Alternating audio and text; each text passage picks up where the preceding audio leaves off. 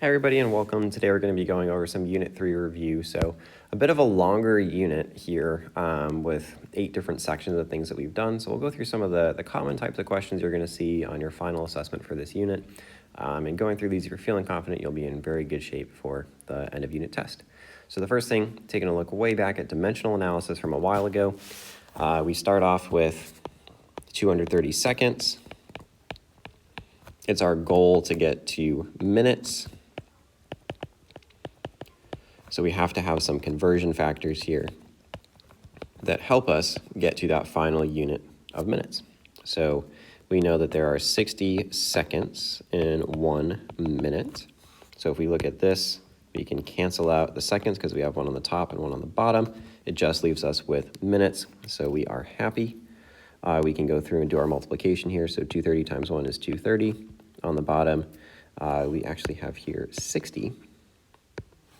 Which means we're going to have to get our final answer, get our unit rate, so minutes over 1. So 230 over 60 is going to get us that final answer of about 3.8 minutes. Which sounds reasonable. 60 seconds in a minute, if you have about 230 seconds, I think somewhere between 3 and 4 minutes is appropriate for that. So again, practice that dimensional analysis. I know it's probably been a little bit since we've gone there. You might need some conversion factors, but look through your notes. Use this as an opportunity to practice before you see a question similar to this on your test. Next, we can do some proportional reasoning. So for this question, just some practice with cross multiplication.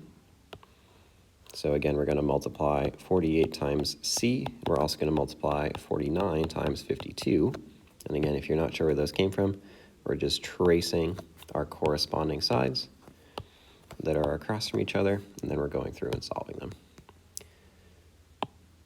And when we do this, the rest of this is an algebra equation that we can go through and solve. So first, 48C on the left, we have to multiply 49 times 52 to give us 2,548. Let's divide both of those sides by 48. And we'll get our final answer of C equals 53.08 or 53.1. So again, it's okay if you have a decimal answer. You can just round there and we'll be in good shape. So again, proportional reasoning, cross multiplication is key. Next up, we can go to the, similar figures. This is a good one. So just like we were talking about in the video and in class, before we can do anything with these figures, we have to make sure that they match up. So we can label our sides here. We'll say our long side is our A. We can call this like maybe our top side, so we'll call that B. And we'll have our other side that's across from A is C, and the side that's across from B, we'll call that D. And we need to redraw this shape here so that it matches proportionally. Otherwise, like we were talking about in class, if it doesn't match proportionally, we're going to have a distorted shape. Like we took Winnie, and we tried to stretch him to match Stella's size, but we didn't line him up correctly, so he ended up being really fat. But we just want him to be big. We didn't necessarily want him to be fat. So if we're changing this shape, it looks like our long side here is actually A. We know that C is across from A. Our top side is B, so that's on top here, which is 7. And then our bottom side will have as our D right there. So if we match these up, we should have B on top, C on the side, D on the bottom here, and A over here. Now, it doesn't matter if you do or don't use these letters. I just do this to carefully make sure that when we're rearranging this shape, we're not getting anything distorted or basically backwards. So filling in our values here, we can now set up a proportion that matches these things. We're solving for A, that's our unknown. So we'll put A's on the top. And we can choose any other side that we like. So maybe we can just choose D because it's close by. So from shape number 1 on the left side and shape number 2 on the right side, we have to make sure we're keeping all of shape 1's terms on the left and all of shape 2 terms on the right. So shape 1's A is 11, shape 1's D is 4, shape 2's A is X, and shape 2's D is 52.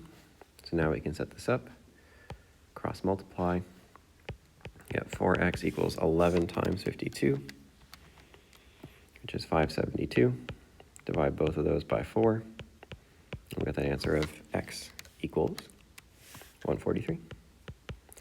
Again, 143 should be the longest side of this shape. It is bigger than 91. It seems to be a reasonable answer, so we're okay with that. That works. Awesome. So again, for these, make sure we line them up, make sure corresponding sides match. We want to make sure things match before we start plugging into proportions. All right, we're going to keep it going to the Pythagorean Theorem next. So Pythagorean Theorem, we have to remember our, let's make sure we got space here, a squared plus b squared equals c squared. C is our longest side. Other than that, we can interchange a and b. So x, our diagonal, is our longest side, or our hypotenuse. And we'll label a as 9 and b as 12. Now we can change up if a is 12 or a is 9, but what we can't change up is c has to equal our x term. So set up to solve a squared plus b squared equals c squared.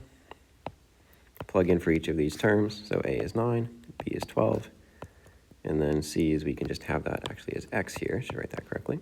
So I'll have 81 plus 144 equals x squared. Put those two together. You get 225. And then actually nicely here, our square root of 225 gets us 15. So again, practice setting up these questions. Make sure we're correctly identifying c, but if we are, we'll be in good shape to solve correctly using the Pythagorean theorem. All right, next up we're going to be looking at some area and perimeter questions.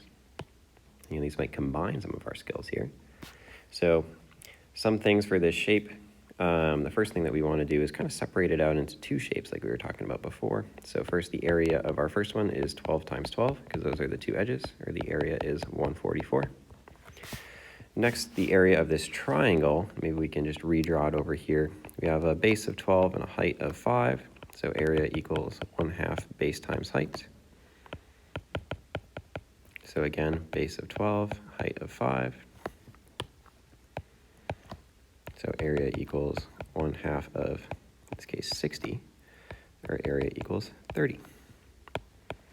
So if we put both of those areas together, we're going to get a final area of both shapes of 144 plus 30, or 174. But now we also need to find the perimeter of this, because that's a second skill.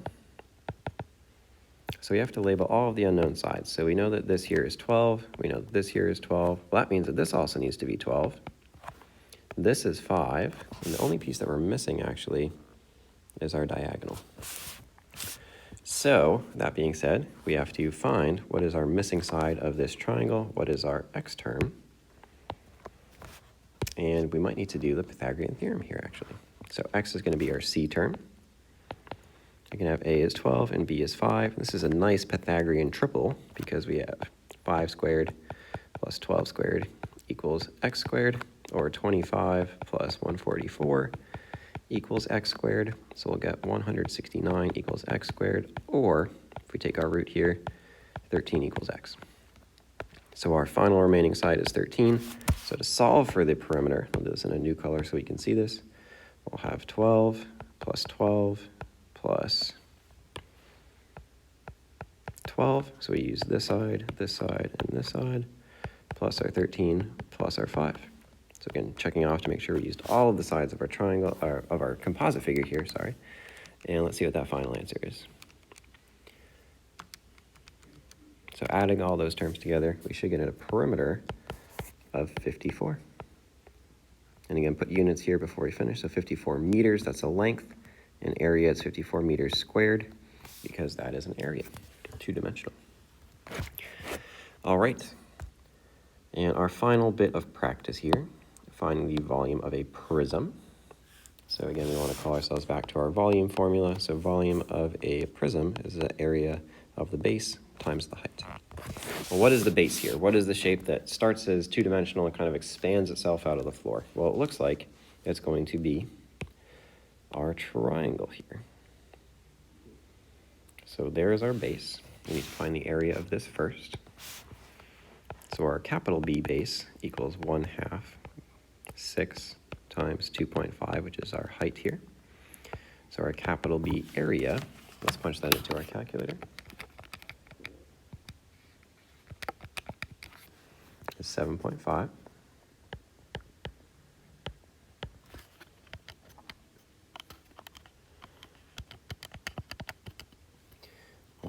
the next thing we need to do is multiply it by the height. Well, how far out of the ground does this come? Well, it comes 3 yards out of the ground. So our volume equals capital B base area of 7.5 times 3 yards out of the ground to get us an answer of 22.5, and again, 3 dimensions, cubic yards. So for these questions, my advice to you is go through them, make sure we're feeling okay and that we understand all of them. If we're in good shape with them, we'll definitely be in good shape for our test here. Hopefully this review is helpful, and again, look through those notes. It is an open notes assessment like always, so in your best interest to have those notes